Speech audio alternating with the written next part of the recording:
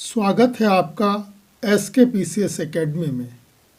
Police की तरफ एक कदम और बढ़ाते हैं। ये 10 प्रश्न उत्तर प्रदेश की स्थापत्य कला और वास्तुकला से संबंधित हैं। सभी प्रश्नों का सही उत्तर देने की कोशिश करें। फर्स्ट क्वेश्चन देखें। निम्न में वह स्तूप कौन सा है जहां बुद्ध का अंतिम संस्कार किया गया था? ऑप्शन है रामभर स्तूप, महापरिनिर्वाण स्तूप, चौखंडी स्तूप या धमेक स्तूप। राइट आंसर हो जाएगा रामभर स्तूप। यह स्तूप ईंटों से निर्मित है और यहीं पर बुद्ध का अंतिम संस्कार किया गया था। बौद्ध ग्रंथों में इस स्तूप को मुकुट बंधन चैत्य कहा जाता है। क्या कहते हैं? मुकुट बंधन चैत्य।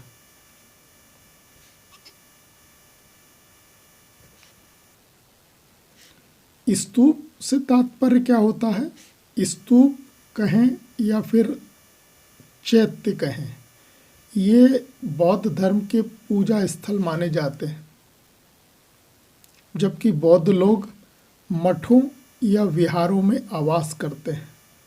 मठ या फिर विहार कहें, ये बौद्ध भिक्षुओं के आवास स्थल होते हैं और वो पूजा अर्चना किस में करते हैं? स्तूप या चैत्यों में करते हैं। नेक्स्ट क्वेश्चन, अंगुलीमाल स्तूप निम्न में किस जनपद में स्थित है? ऑप्शन है कुशीनगर, कौशाम्बी, श्रावस्ती या वाराणसी। सही आंसर हो जाएगा श्रावस्ती में जो है अंगुलीमाल स्तूप है। अंगुलीमाल एक डाकू था और लोगों की उंगलियां काटकर अपने गले की माला बना लेता था।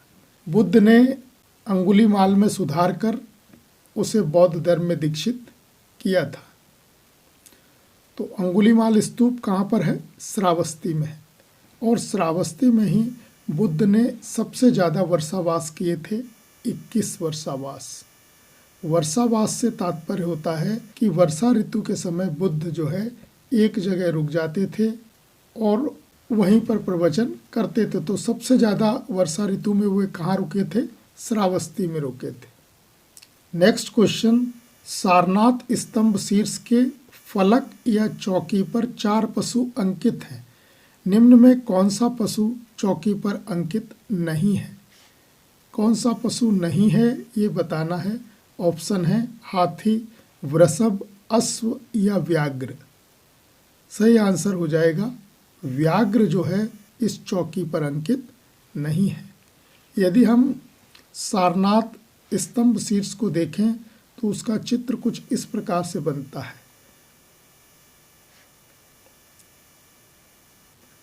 ये आप मान लो, इसको कहते हैं यष्टि। उसके यहाँ पर अवांगमुखी कमल होता है, इसको कहते हैं अवांगमुखी कमल। और इसी कमल के ऊपर यहाँ पर ये चौकी होती है और इस चौकी पर चारों तरफ चक्र के निशान हैं और बीच में जो खाली स्थान बचे हैं इसी में 4 पशु अंकित हैं जो चारों दिशाओं को इंगित करते हैं।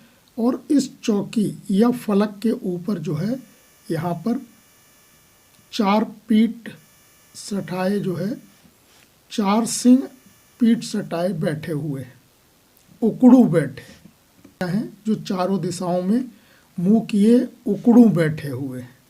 तो इस चौकी पर 4 पशु अंकित हैं। कौन कौन से?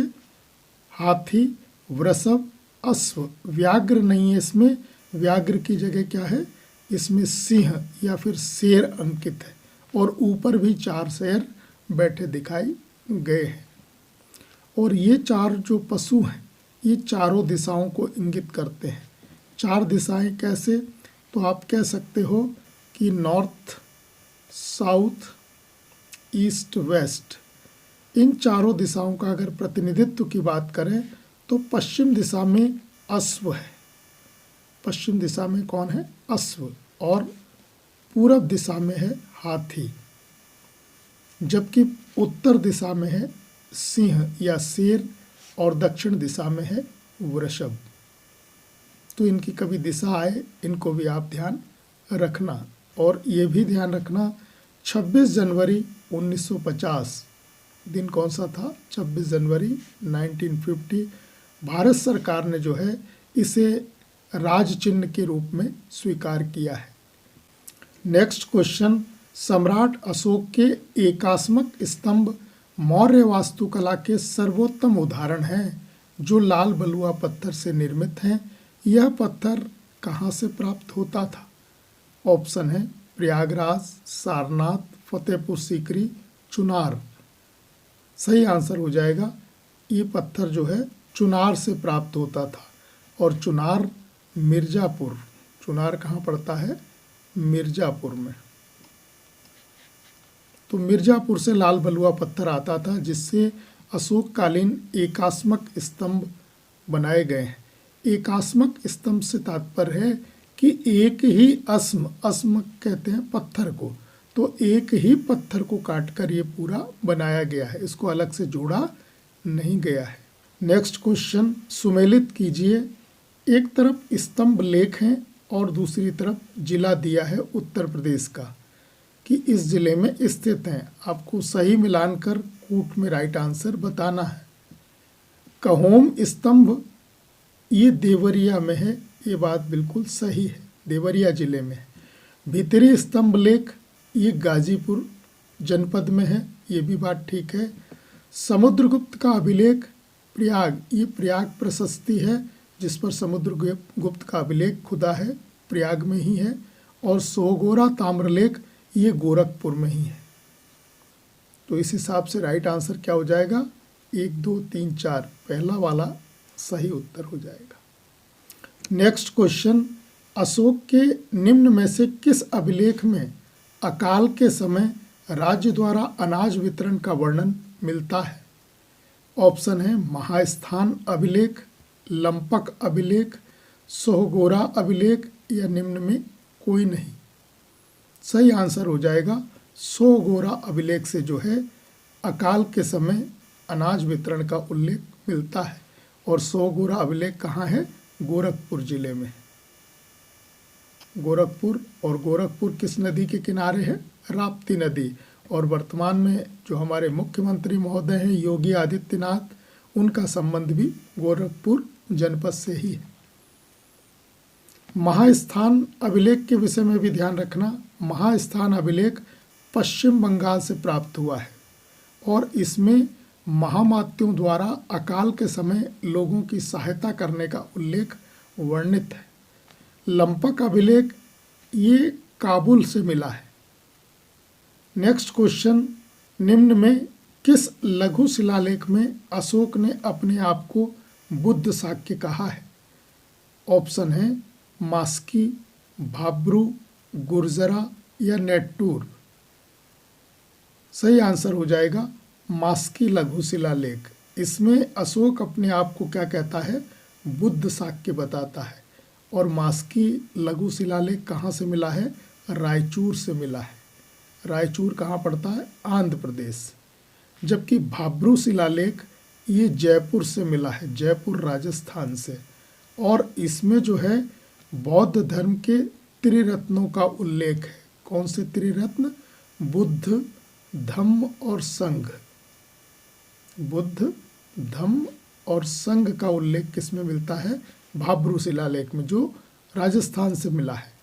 गुर्जरा ये मध्य प्रदेश के दतिया जिले से मिला है, एमपी के दतिया जिले से। और इसमें अशोक नाम मिलता है।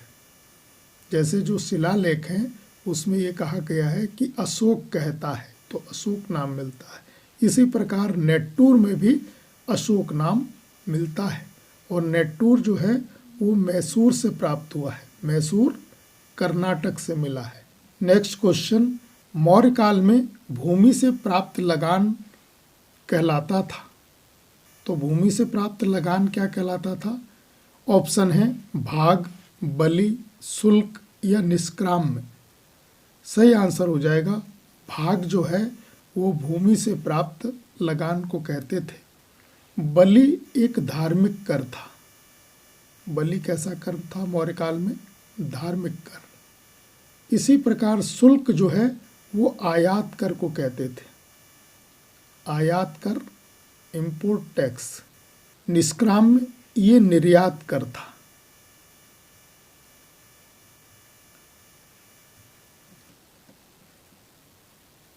नेक्स्ट क्वेश्चन, निम्न में कौन सा स्तंभ लेख चंपू काव्य शैली का उदाहरण है?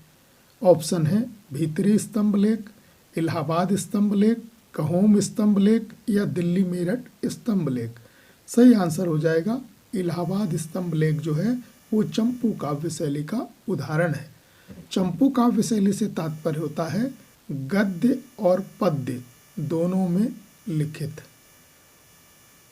तो गद्य पद्य मिश्रित रचना कैसी कहलाती है? चंपू काव्य कहलाता है। नेक्स्ट क्वेश्चन, मथुरा मूर्ति कला शैली पूर्णतः देसी कला शैली है, इसमें निर्मित मूर्तियां हैं। तो मथुरा मूर्ति कला शैली में किस प्रकार की मूर्तियां मिलती हैं? ऑप्शन है केवल बौद्ध, हिंदू और एवं बौद्ध, बौद्ध एवं जैन या हिंदू बौद्ध जैन, तीनों प्रकार की। क्या हो जाएगा राइट आंसर? सही आंसर हो जाएगा हिंदू बौद्ध जैन, तीनों प्रकार की मूर्तियां मथुरा मूर्ति कला शैली में मिलती है। और मथुरा मूर्ति कला शैली पूरी तरीके से कैसी है? देसी कला शैली है। मौर्योत्तर काल में मूर्ति कला की 3 शैलियां प्रचलित थी।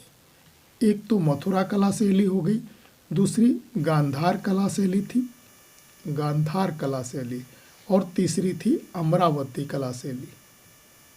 तो मौर्योत्तर काल में मूर्ति कला शैलियाँ कितने प्रकार की? 3 प्रकार की, गांधार कला शैली, अमरावती कला शैली और मथुरा मूर्ति कला शैली।